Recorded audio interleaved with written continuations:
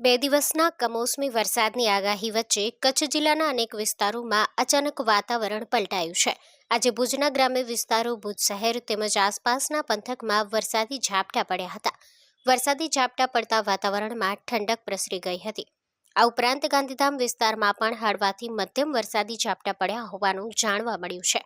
અચાનક પડેલા વરસાદના કારણે કેટલાક વિસ્તારોમાં માર્ગો ભીંજાયા હતા, જ્યારે સ્થાનિક લોકોએ વરસાદથી દૈનિક પ્રવૃત્તિઓ પર અસર થવાની વાત કરી હતી.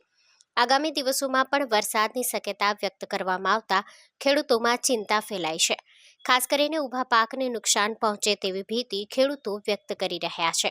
હવામાન વિભાગની આગાહી મુજબ હજુ 2 દિવસ સુધી કમોસમી વરસાદની સંભાવના. Story by Karan Vaghela, Bhuj, Kutch.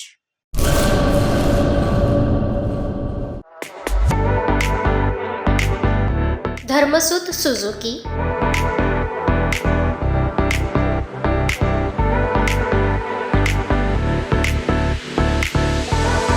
Dharmasut auto link LLP, 62 પ્રસાદી પ્લોટ, સંસ્કાર નગર, ભુજ, કચ્છ. Mobile number 9825553691.